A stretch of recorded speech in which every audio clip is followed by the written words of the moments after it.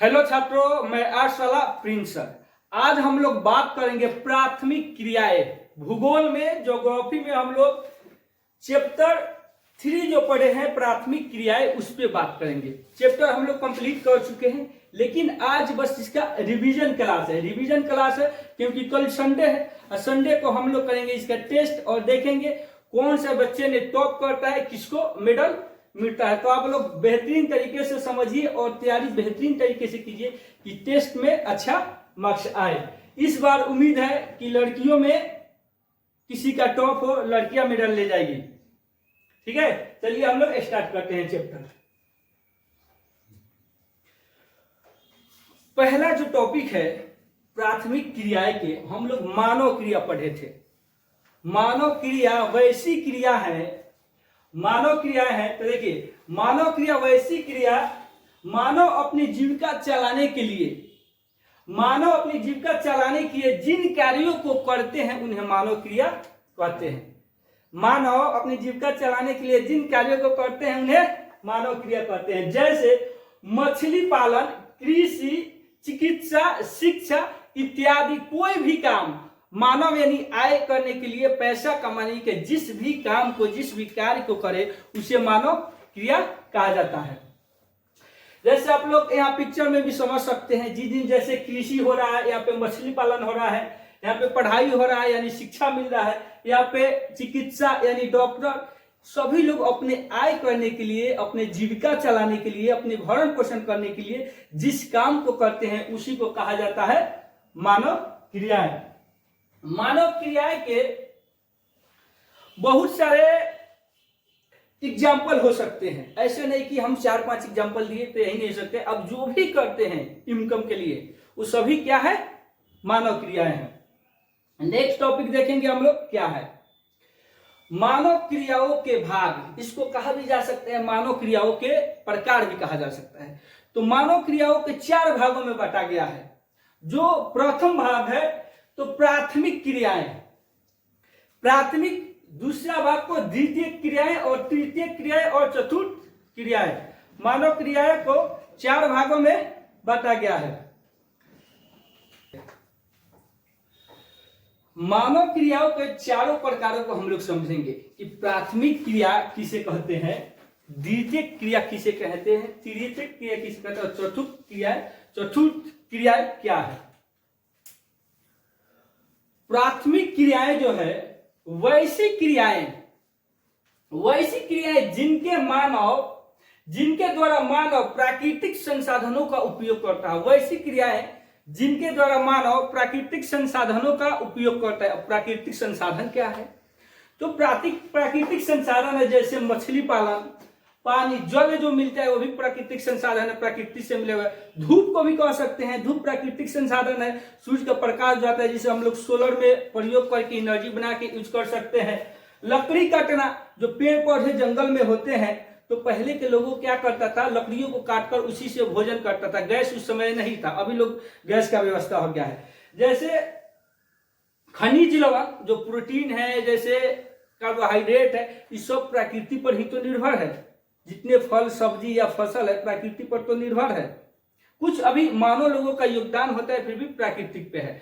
तो जितने भी वैसी क्रियाएं जिनके द्वारा प्राकृतिक संसाधनों का प्रत्यक्ष उपयोग हो, यानी डायरेक्ट, जैसे प्रकृति में मिल गया वैसे ही हम लोग उपयोग कर दिए, वो हो जाता है प्राथमिक क्रियाएं। प्राथमिक क्रियाएं प्रत्यक्ष रूप से पर्यावरण पर निर्भर होती है। जितने भी प्राथमिक क्रिया होता है प्रत्यक्ष रूप से किस पे निर्भर होती है, पर्यावरण पे। जैसे मछली पालन, लकड़ी काटना, जल, भवन निर्माण सामग्री और खनिज इत्यादि बहुत प्रकार हो सकते हैं। जैसे हम लोग, आप लोग पिक्चर में समझ सकते हैं। नेक्स्ट टॉपिक पढ़ेंगे, प्राथमिक के बाद क्या है, द्वितीय क्रियाएं। द्वितीय क्रियाएं होता है जो प्राथमिक क्रियाओं से जो भी वातावरण से मिलता है, वैसी क्रियाएं जिसमें प्राकृतिक संसाधनों का प्रत्यक्ष रूप से उपयोग नहीं किया जाता है, उसका रूप परिवर्तन करके या सफाई करके प्रयोग किया जाता है, उसको कहा जाता है द्वितीय क्रिया। जैसे लोहा, लोहा को पिघलाकर बहुत सारे यंत्र, मशीनरी या छड़ घर में बनाने के लिए प्रयोग किया जा सकता है। या लकड़ी, लकड़ी को काट कर क्या करेंगे, उसका फर्नीचर बना देंगे, टेबल, कुर्सी, बेंच इत्यादि बहुत सारे।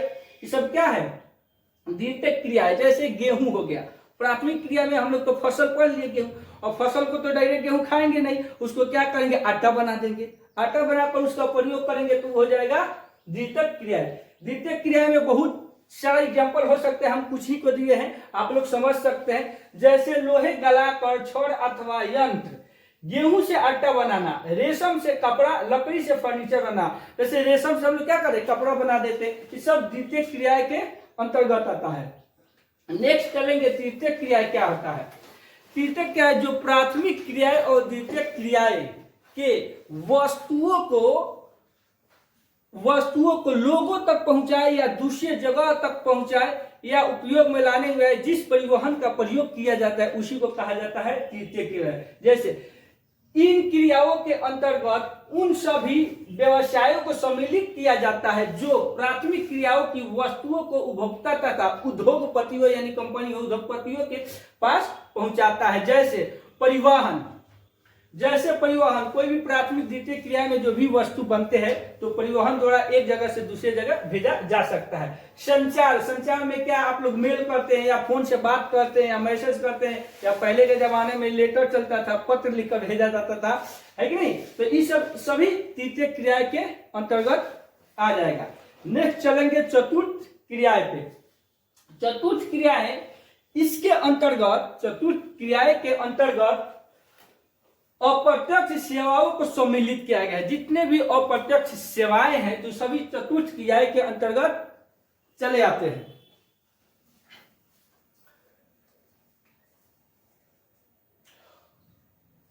पशुचारण, पशुचारण बहुत बार एग्जाम में इंपॉर्टेंट क्वेश्चन है, बहुत बार एग्जाम में है, इसको आप लोग अच्छे से समझिएगा, एकदम सिंपल सी भाषा है। पशुचारण आप लोग बाकी और भी जूनियर क्लास में बहुत बार पढ़े होंगे, बस इसका थोड़ा सा नाम चेंजिंग करके दे दिया है पशुचारण।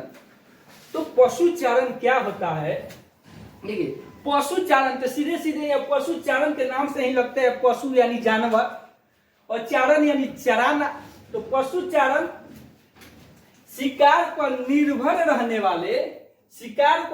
रहने वाले मानव ने जनसंख्या को बढ़ने पर यह अनुभव किया कि उनका भरण पोषण केवल शिकार से नहीं होगा, तब उन्होंने पशु पालन करना आरंभ किया जिसका नाम पशुचारण दिया गया। यानी जितने भी पहले के आरंभिक सभ्यता में मानव जीवन के जब आरंभिक हुई, या जितने भी लोग शिकार पर निर्भर रहते थे कि शिकार से बस हम लोग का भरण पोषण होगा, या अपने वातावरण का कंदमूल शाक सब्जी पे जो निर्भर रहते थे, कंदमूल पे निर्भर रहते थे, उन्होंने अनुभव किया कि जैसे जैसे जनसंख्या बढ़ रहा है तो सिर्फ हम लोग का जो भरण पोषण है शिकार से नहीं काम चलेगा। तब उन्होंने क्या किया, पशुओं को पालना शुरू कर दिया, अपने वातावरण के हिसाब से वहां के कंदमूल को खाना शुरू कर दिया, जिसका नाम दिया गया पशुचारण। पशुचारण के दो प्रकार होते हैं, एक तो होता है चलवासी पशुचारण और दूसरा होता है वाणिज्य पशुधन पालन, यानी पशुओं को पालना। अब दोनों प्रकारों को इसको हम लोग जानेंगे, पशुचालन को, जलवासी को और वाणिज्य पशुधन चालन को। पशुचालन पहले क्या ऐसा ही होता था, पशुचालन पशुपालन को हम लोग सीधे, अभी भी होता है पशुपालन, अभी भी होता है। नेक्स्ट टॉपिक में चलेंगे पशुचारण के प्रकार। पशुचारण के दो प्रकार होते हैं, इसके पहले टॉपिक में बताया है पशुचारण के दो प्रकार। एक चलवासी, चलवासी यानी चलते रहे, यहां से वहां कभी वहां कभी। दूसरा होता है वाणिज्य पशु। छात्रों हम लोग बात कर रहे थे पशुचारण के प्रकार। पशुचारण के कितने प्रकार, दो प्रकार होते हैं, चलवासी पशुचारण और दूसरा है वाणिज्य पशुधन पालन। तो चलवासी को पहले जानेंगे, चलवासी है क्या। पशुचारण अपने पशुचारक जो होते हैं, यानी जो पशु को चराते हैं, पशुचारक अपने पालतू पशुओं के साथ पानी व चरगाहों के तलाश में एक स्थान से दूसरे स्थान तक स्थानांतरित होते हैं, यानी एक स्थान से दूसरे स्थान तक वो चले जाते हैं, जाते रहते हैं, जिसे पशुचारक कहा जाता है। जैसे पशुओं को पाल लिए, अब पहले का समय था, पहले जो समय था उस समय काफी जैसे हर जगह पशु चरान किए उसका पानी नहीं मिल पाता था, पशुओं को पानी का भी आवश्यकता होता है, या पशु चराने के लिए घास चाहिए था, वो नहीं मिल पाता था। तो लोग क्या करते थे, पशुओं को पालने के बाद कभी कुछ दिन तक यहाँ रहे, यहाँ देखे कि व्यवस्था खत्म हो गया या मौसम के आधार पे फिर दूसरे स्थान बदलते रहते थे। यह एक प्राचीन जीवन निर्वाह व्यवसाय है, अभी का नहीं कहा जा सकता है। अभी भी पशु चारण होता है, पशुपालन होता है, चरवासी पशु अभी नहीं होता है, लेकिन अभी थोड़ा तरीका बदल गया है। तो क्या यह एक प्राचीनतम जीवन निर्वाह व्यवसाय है। पशु उत्पादों का अधिकांश भाग अपने जीविका के लिए किया जाता है। पशु उत्पादों का अधिकांश भाग किसके लिए? अपने जीविका के लिए लोगों ने करना आरंभ किया था। इसमें पशुओं को चारा और पानी के लिए एक स्थान से दूसरे स्थान तक स्थानांतरित होते थे लोग, यानी पशु कुछ दिन तक यहाँ पशु पाले, यहाँ देखे कि पशुओं को चराने के लिए जो घास फूस नहीं है या पानी ज्यादा गर्मी पड़ने लगा तो पानी क्या हुआ, पानी यहाँ खत्म हो गया, तो फिर दूसरे जगह पानी की तलाश करेंगे, फिर वहां लेकर जाएंगे। इस व्यवसाय में एक साथ कई प्रकार के पशु पाला जाता था, जैसे भेड़ पाल लिए, बकरी पाल लिए, गाय पाल लिए, मुर्गा मुर्गी पाल लिए, क्या भैंस पाल लिए, कई प्रकार के पशुओं को पाला जाता था अपने आवश्यकता के अनुसार। यह व्यवसाय मरुस्थल, पश्चिमी एशिया के मरुस्थल, मंगोलिया, मध्य चीन, तिब्बत, पर्वतीय भाग इत्यादि बहुत सारे जगहों पे किया जाता था। हम लोग अब बात करेंगे वाणिज्य पशुधन पालन। अब ई क्या है? पशु चारण तो एक साथ चलवासी जो है एक साथ कई पशुओं को पाला जाता था और इसमें जगह देखा जाता था, चारा देखा जाता था, पशुओं के लिए चारा है कि नहीं है, पानी है कि उपलब्ध नहीं है। और इसमें क्या होता है, पालन विस्तृत घास भूमि पर आधुनिक वैज्ञानिक पद्धति द्वारा की जाने वाला व्यवस्थित एवं पूंजी प्रधान व्यवसाय है। और वाणिज्य पशुधन पालन क्या है? ये एक ऐसा व्यवस्था है, एक वैज्ञानिक तकनीक पद्धति है। जैसे आप लोग कह सकते हैं मुर्गी फार्म हम लोग के यहाँ, आप लोग के यहाँ भी काफी देखने को मिलता होगा, ये भी पशुपालन के अंतर्गत आता है। या बकरियों को पालने के लिए लोग फार्म बना देते हैं, एक साथ 100 बकरियां पालते हैं, लेकिन इसमें एक चीज कॉमन होता है कि एक साथ एक ही पशुओं का रखा जाता है, एक साथ एक ही पशुओं को पाला जाता है। इसमें पशुओं को चराने के लिए फार्म बनाया जाता है, ऐसे नहीं जगह नहीं तलाश करना है, जगह इसमें फिक्स कर दिया जाता है। मान लीजिए एक बना दिए, फार्म बना दिए बड़ा सा, उसी में जिस भी पशु को पालना हो, मुर्गी को पालना हो या बकरी को पालना हो, भेड़ को पालना हो, जो भी पालना हो, उसको पहले ही से फर्म क्या तैयार कर दिया जाए। और यह एक पूंजीवादी व्यवसाय है जिसमें इन्वेस्ट ज्यादा करना पड़ता है, पैसा लगता है। इसमें पशुओं से मांस, दूध, खाल और ऊन को आधुनिक तकनीक तथा डिब्बाबंद राष्ट्रीय और अंतर्राष्ट्रीय बाजारों में बेचा जाता है। इसमें पशुओं से क्या किया जाता है? मांस बेचने के लिए या दूध बेचने के लिए या उसकी चमड़ी बेचने के लिए या उसका चमड़ी बेचने के या बहुत सारा बिजनेस के लिए डिब्बाबंद यानी पैक करके बेचा जा सकता है। और अंतर्राष्ट्रीय बाजार या राष्ट्रीय बाजार एक जगह से दूसरी जगह भी किया जा सकता है। वाणिज्य पशुपालन वैज्ञानिक ढंग से किया जाता है। ये भी ध्यान रखा जाता है कि पशुओं को कोई बीमारी ना हो, तो बीमारी हो भी समय से एकदम उसका इलाज कराया जाए कि संक्रमण रोग क्या होता है पशुओं में। जैसे लगभग आप लोग मान लीजिए मुर्गी फार्म आप लोग गांव में देखे होंगे, तो पशुओं में एक दूसरे से जल्दी फैलता है कि नहीं। उसके बाद इसमें केवल एक ही प्रकार के पशु पाला जाता है। आगे भी बताए थे आप लोगों को, जो वाणिज्य पशुपालन है, अगर फॉर्म रखते हैं, मुर्गी का फॉर्म बनाते हैं तो सिर्फ मुर्गी ही पाला जाएगा, ऐसे नहीं कि उसमें बकरी, भेड़ और भी भैंस है कि नहीं। या बकरियों का हम लोग फॉर्म बनाते हैं, सिर्फ बकरी ही पाला जाएगा, दूसरा कोई जानवर नहीं पाला जाएगा। हम बात करेंगे अगले टॉपिक पे। कृषि सबसे महत्वपूर्ण है, आप लोग लगभग 6 क्लास से पढ़ते आ रहे हैं लोग। कृषि क्या है? लगभग कृषि पे बहुत लोगों ने निर्भर रहा है।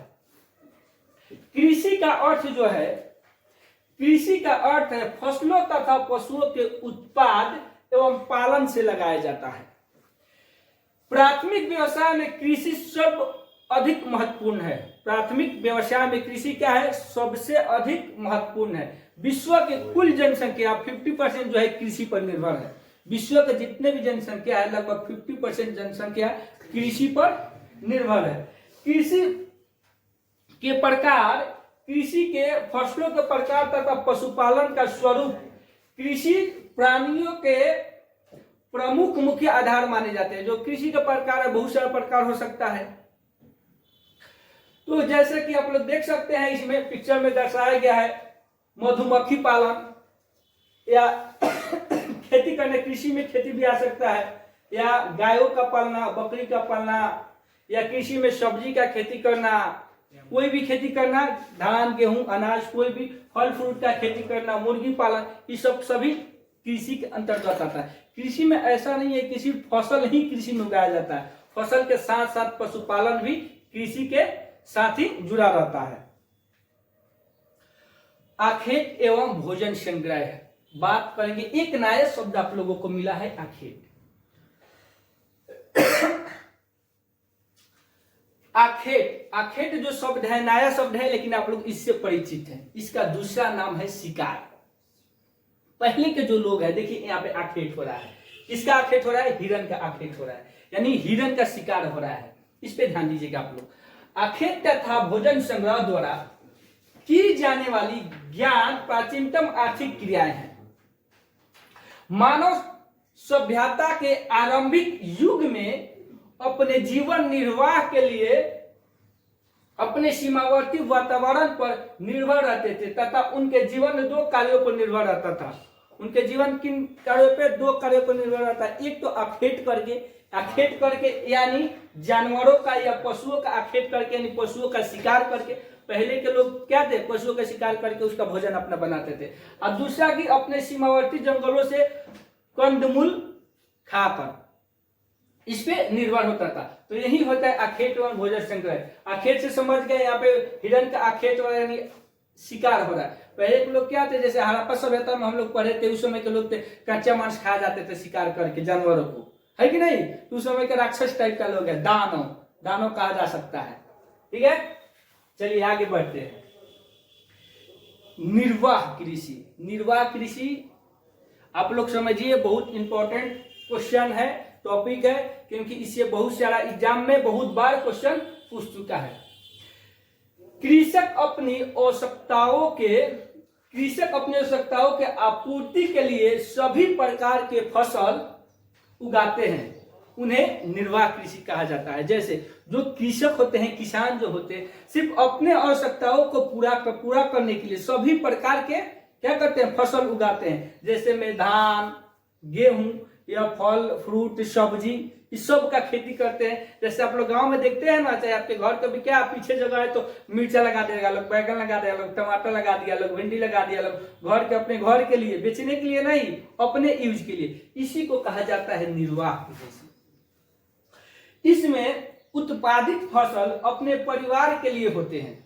जितने भी निर्वाह कृषि में जो कृषि किया जाता है, किसानी किया जाता है, तो जितने भी उत्पादित फसल अपने बस अपने आवश्यकताओं को पूरा करने के लिए ही खेती किया जाता है। इसीलिए इसमें सभी प्रकार का फसल लगा दिया जाता है। छोटा छोटा जगह बांट दिए लोग, सभी प्रकार के फसल लगा दिए। निर्वाह कृषि को दो भागों में बांटा गया है। निर्वाह कृषि को कितने भागों में? दो भागों में बांटा गया है। एक आदिकालीन निर्वाह कृषि और दूसरा गहन निर्वाह कृषि। अब इस दोनों टॉपिक पे बात करेंगे हम लोग, आदिकालीन निर्वाह कृषि और गहन निर्वाह कृषि। आप लोग इसका स्क्रीनशॉट ले सकते हैं। चलिए नेक्स्ट टॉपिक पे बात करते हैं। नेक्स्ट टॉपिक है आदिकालीन निर्वाह कृषि। इसको स्थानांतरणशील कृषि भी कहा जा सकता है।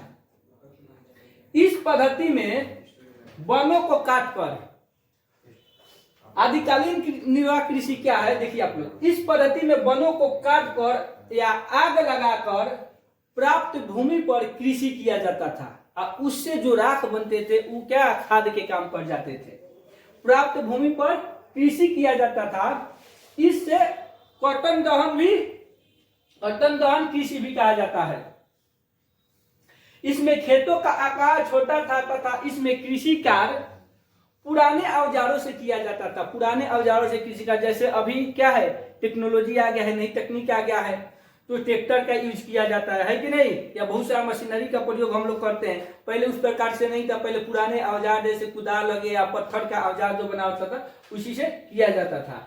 इसमें 3 से 5 वर्ष तक कृषि होता है। जैसे जिस जगह पे जंगलों को या पेड़ों को काट के जला के कृषि किया जाता था, उसमें ज्यादा दिन तक कृषि नहीं होता था। ज्यादा से ज्यादा कितना दिन, 3 से 5 वर्ष तक। उसके बाद वहां जो उर्वरकता खत्म हो जाता था जमीन का, फिर छोड़ के दूसरी जगह लोग कृषि करना शुरू कर देते थे।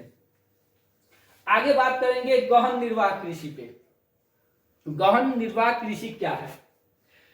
यह कृषि, गहन निर्वाह कृषि जो है, यह कृषि मुख्य रूप से एशिया के घनी जनसंख्या वाले देश, एशिया के घनी जनसंख्या यानी एशिया में बहुत सा बड़े बड़े जनसंख्या वाले देश है, जैसे भारत हो गया, पाकिस्तान हो गया, यही पे इन सब देशों में किया जाता है, इत्यादि और भी बहुत सारा देश है। और इसके भी 2 प्रकार है। गहन कृषि के कितने प्रकार? इसके भी गहन निर्वाह कृषि के भी 2 प्रकार, एक रोपण कृषि, एक है चावल प्रधान कृषि, और या चावल प्रधान कृषि या चावल रहित कृषि। पहला है रोपण कृषि और दूसरा है चावल प्रधान कृषि और चावल रहित कृषि। इस पे बात करेंगे आगे। तो हम लोग अब बात करेंगे रोपण कृषि पे। रोपण कृषि क्या है? रोपण कृषि आप लोग बहुत अच्छा से समझ चुके हैं, इस पे ध्यान दीजिएगा सभी लोग। ऐसी कृषि जिसमें एक बार पौधे लगा देने से कई वर्षों तक फसल का उत्पाद होता रहता है। यानी एक बार क्या है, पौधे लगा दिए और 2-3-4 वर्ष तक फसल का उत्पाद होते रहता है, उसे कहा जाता है रोपण कृषि। जैसे गन्ना का आप लोग खेती देखते होंगे कि एक बार पौधे लगा दिया गया, 2 बार 3 बार 2-3 साल तक कटाई होते रहता है, रोपण कृषि आ जाएगा। कपास, कॉफी, केला तथा अनाज के बागान, अनाज आप लोग खाए हैं ना, ये सब क्या है, सभी रोपण कृषि है। या एक प्रकार व्यापारिक कृषि है। यह क्या है, व्यापारिक कृषि है। रोपण कृषि किसी का एक व्यापारिक कृषि के नाम से भी ज्यादा रहता है, इसलिए कि ये जो कृषि होता है सिर्फ अपने उपयोग के लिए नहीं होता है, बेचने के, व्यापार करने के लिए भी होता है। इसमें वैज्ञानिक तकनीक का उपयोग होता है। रोपण कृषि में किसका प्रयोग होता है? वैज्ञानिक तकनीक का प्रयोग उपयोग होता है। यह पूंजीवादी कृषि है। पूंजीवादी यानी इस कृषि को करने में इन्वेस्ट लगता है, पैसा लगता है कि नहीं, यानी ज्यादा पैसा लगता है। नेक्स्ट टॉपिक देखते हैं बाबू, मिश्रित कृषि। मिश्रित कृषि आप लोग पहले भी पढ़ चुके हैं या अपने जूनियर क्लासों में कभी पढ़ चुके होंगे। मिश्रित कृषि क्या है? मिश्रित कृषि उसे कहते हैं, मिश्रित कृषि में फसलों तथा पशुओं को समान महत्व दिया गया है। मिश्रित कृषि में क्या है, फसलों तथा पशुओं को समान महत्व दिया गया है, एक जैसा ही देखा जाता है, जिसे इसलिए इसे क्या है, मिश्रित कृषि क्या कहा गया है। जैसे मान लिया हम खेती कर रहे हैं तो हमको इनकम के लिए करेंगे, खेती से फसल के लिए, वैसे भी क्या है, पशुपालन भी किया जाता है। तो हमको लगता है ना पशुपालन से मांस आएगा या दूध आएगा, घी आएगा, बेचेंगे, पूंजी बनाएंगे और भी दूसरा बिजनेस करेंगे, ठीक है। चलिए, इसमें फसल उत्पादन तथा पशुपालन साथ साथ किया जाता है। इस प्रकार की कृषि में खेत का आकार मध्य होता है, यानी बड़ा खेत नहीं होता है, छोटा छोटा खेत मध्य होता है। जैसे गेहूं, जौ, मक्का या चारे की फसल। जैसे पशुपालन कर लिए और मक्का का खेती कर लिए, तो मक्का जब तैयार हो जाएगा तो उससे जो बचेगा चारा, तो लोग हम क्या करें, पशुओं को खिला देंगे। या गेहूं का खेती किया जाता है, तो गेहूं के बाद फसल तैयार होने के बाद भूसा तैयार हो जाता है, जिसको हम लोग किसमें प्रयोग में ला लेते हैं, पशुओं को खिला देते हैं। वैसे ही धान का भी खेती है, मक्का का भी खेती है, इसीलिए पशुपालन और कृषि दोनों एक साथ किया जाता है। डेयरी कृषि, डेयरी मिल्क हम लोग खाए हैं।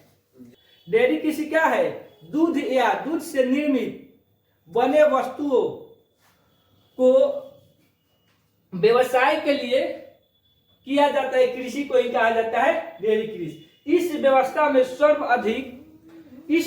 में सर्वाधिक उन्नत एवं दक्ष तकनीक की सहायता से दुधारू पशुओं की पालन किया जाता है, ठीक है। इसमें तकनीक का ही प्रयोग होता है। जैसे गांव में क्या है, पहले के लोग जो पशुपालन करते थे बस पशुओं को चारा खिलाकर काम चला लेते थे, लेकिन अभी नहीं। अभी जो पशुपालन करते हैं तो बहुत सारा व्यवस्था आ गया है, क्या बहुत सारा प्रोटीन आ गया है पशुओं के लिए। या आप लोग देखते होंगे दाल भी खिलाया जाता है पशुओं को, खरी भी खिलाया जाता है, और भी बहुत सारा सामग्री होता है दूध बढ़ाने के लिए। इसमें पशु स्वस्थ प्रजनन एवं चिकित्सा पर ज्यादा ध्यान दिया जाता है। इसमें पशुओं को जो पाला जाता है तो हमेशा देखा जाता है कि बीमार तो नहीं हो रहा है कोई पशु, स्वस्थ है ना, क्योंकि उससे क्या है हम लोग को इन्वेस्ट किए हैं, पूंजी लगाए हैं तो इनकम भी करना है, तो इस सब पे ध्यान दिया जाता है। अब बात करेंगे हम लोग, लगभग आप टॉपिक को पहले ही पढ़ चुके थे, रिवीजन क्लास था हम लोग का कंप्लीट हो गया। अब इस पे हम लोग है काफी सारा क्वेश्चन आप लोग से ऑब्जेक्टिव क्वेश्चन करेंगे, और ऑब्जेक्टिव क्वेश्चन के लिए एक टाइम फिक्स रखेंगे। आप लोग बताइएगा जो भी क्वेश्चन होगा देंगे उसके लिए 5 सेकंड या 10 सेकंड टाइम देंगे, उतनी ही देर में आपको बता देना है। और आप लोग ऐसे ही वीडियो देखने के लिए आर्ट्स वाला गोपालगंज यूट्यूब चैनल को सब्सक्राइब करें और बेल आइकन को दबाना बिल्कुल ना भूलें। अगले वीडियो